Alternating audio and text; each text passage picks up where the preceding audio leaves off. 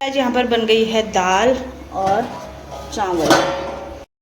Friend कैसे हो आप लोग? सभी को प्यार और पहला। तो दिन के 1 बजे हुए हैं और करेक्ट मेरी वीडियो भी आ गई है कल की वाली, मतलब जो कल आई होगी और आज डाल दी है। आज ना बृहस्पतिवार था और सुबह का मैंने व्रत रखा हुआ था तो नहीं रख पाई, सर्दी जुकाम बुखार से सुबह सो गई थी।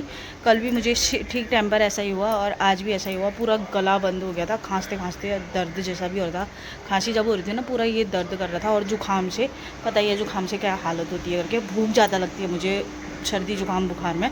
तो फास्ट रखा हुआ था मैंने, आधे में ही तोड़ दिया। भगवान पता नहीं माफ़ करेंगे नहीं करेंगे मुझे नहीं पता, पर तोड़ना चाहिए नहीं चाहिए व्रत बताना हाँ ज़रूरी, क्योंकि भगवान ये थोड़ी बोलते हैं कि भूखे प्यासे मर जाओ। मैंने तो कहा शाम तक मर जाती हूँ पता नहीं, क्योंकि तबीयत ख़राब जब ज़्यादा होती है ना तो मुझे भूख ज़्यादा लगती है, खाने को ज़रूरत होती है।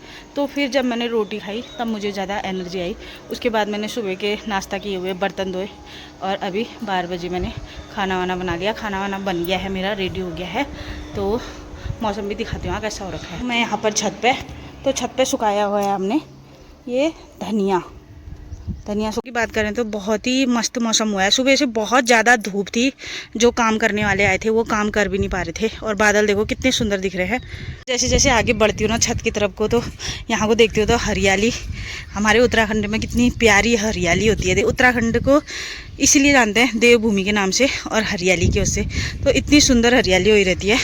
2-3 महीने, अब 3-4 महीने ये धान जब बड़े होंगे तब उसके बाद पीली खेती दिखेगी, तब तक हरियाली छाई रहेगी। तो बच्चे स्कूल से आ रहे हैं यहाँ पर देखो।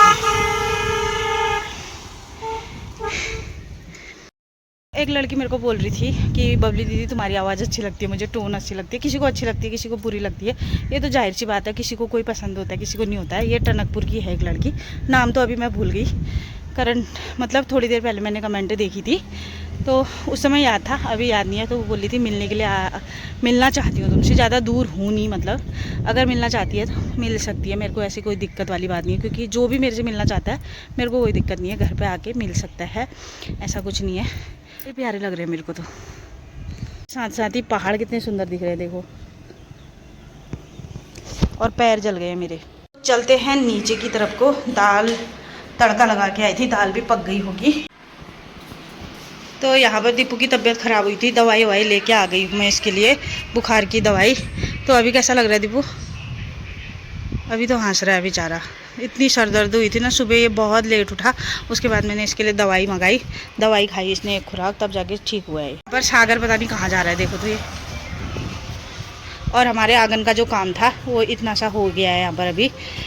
वहाँ को मैंने छोड़ दिया है। मैं सोच रही थी मेरे पतिदेव मेरे पर गुस्सा करेंगे, पर नहीं कर रहे हैं गुस्सा। वहाँ पर फूल लगा दिया मैंने किनारे किनारे, बैगन के और मिर्ची के पौधे लगाऊंगी। थोड़ी थोड़ी हरियाली भी होनी चाहिए ना आंगन में। तो यहाँ को आज इतनी खुदाई हो रखी है, यहाँ को इतनी सफाई हुई है। पर मैं ये वाला पेड़ भी नहीं रखने की सोच रही हूँ, क्योंकि यहाँ पर गमले रखूँगी सोच रही थी। यहाँ पर से इसको हटा के वहीं लगाऊंगी। पर पतिदेव गुस्सा कर रहे हैं, बोल रहे हैं वो डर के मारे नहीं उखाड़ रहे हैं जो काम करने वाले आए हैं। नहीं इतना डर क्यों है उनको, बोल रहे बार बार हरू डांटेगा। मैंने बोला निकाल दो, पर मैं भी ज़्यादा जिद नहीं करती हूँ। तो इनको निकालना ही है, मतलब ये वाले पौधे को भी निकालना ही है। ये दूसरा वाला पौधा भी मैंने निकाल के दूसरी जगह पर लगा दिया। फूलों का तो इतना शौक है, मैं सोच रही हूँ कब काम कंप्लीट हो कब मैं पौधे लगाऊँ, क्योंकि पलस्तर होगा तो उसके बाद ये टूट ही जाएंगे काम करते समय।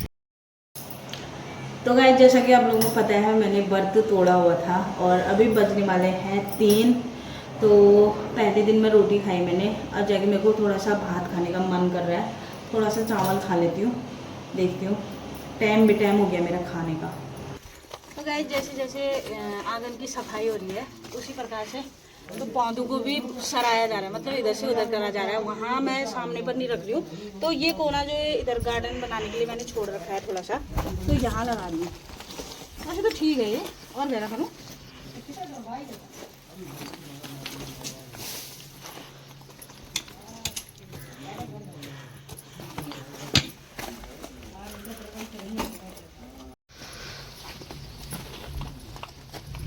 ठीक तो है इतना हैं?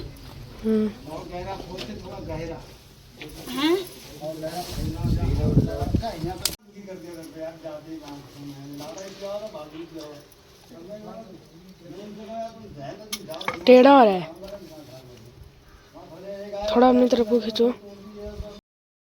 तो गाइस अभी गई थी मैं बिगरा बाग में कुछ काम था थोड़ा सा, तो वो काम करके आई। उसके बाद यहाँ आ गई हूँ जिठानी के यहाँ दूध लेने के लिए।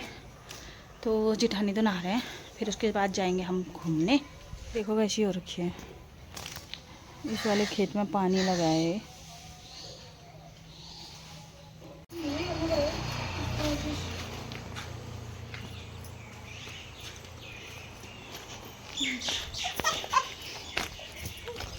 पेड़ लगाने वाला वो लाया मशीन है, फ्रिज में रख देना। तो लाऊं बोलिए, एक तो लाऊं ऊपर से अच्छी है ना मेरी जितनी, मैं भी अच्छी लगी है।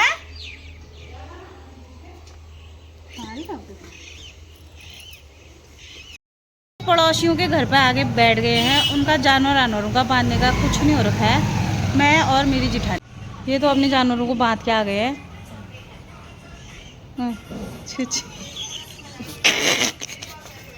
वहाँ खीरा में वो लगे, हाँ लगे खीरा में फूल लगे फूल। खीरा थोड़ी हो। ये वो उधर है। अच्छा तुम्हारी नज़र पड़ी होगी। गाइज खिड़की में बैठ के एक बच्चा दिख रहा होगा आपको। गाइज आमा का दुश्मन भी आमा धोती भी गाय ब्लाउज भी गाय मक्खा भी गाय। ये देख रही खाना ना हमें रखा दे खिला दिया आम फिर ना है ना बेर खाना ना आम वो अंदर भी हमारा मां गाल लागो तुम हंसे गन। एक दिन हमारे घर पर भी बाप रे कोई जा मेरी ए बुढ़िया गाल लागल तू संतरा दिया ना बोले मैं संग खाते खाते बिन के खा रहे बोर का बिन खाया कितने आम खा दिए गे। दिन ले लाई से वो बेल होए कन्या तुम फोन तो करते हो। मशीन में पीस रही हूँ मैं ये जीरा धनिया का पाउडर, और इसमें रखा हुआ है ये थोड़ा थोड़ा करके इस डब्बे में भर रही हूँ।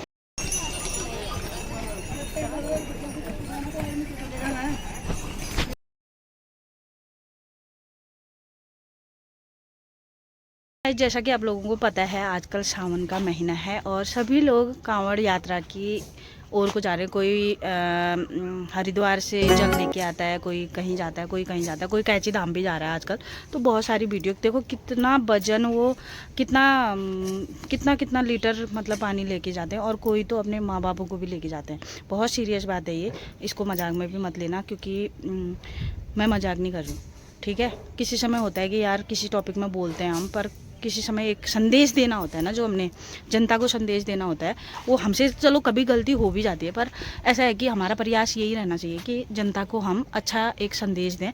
तो कांवड़ यात्रा चल रखी है, तो कांवड़ यात्रा में क्या होता है कि लोग जल लेने के लिए जाते हैं, कोई चढ़ाने के लिए जाते हैं, कोई अपने माँ बाप की मतलब 4 धाम यात्रा कराता है, कोई कुछ। तो एक वीडियो आपने क्लिप देखी होगी, इसमें उस पर क्या है कि जब केदारनाथ बद्रीनाथ इस जगह की यात्रा जब कोई करता है तो घोड़े में बैठ के करता है। पहली बात, घोड़े में बैठने में उस आदमी को शर्म होनी चाहिए, जो इंसान उस घोड़े में बैठ रहा है।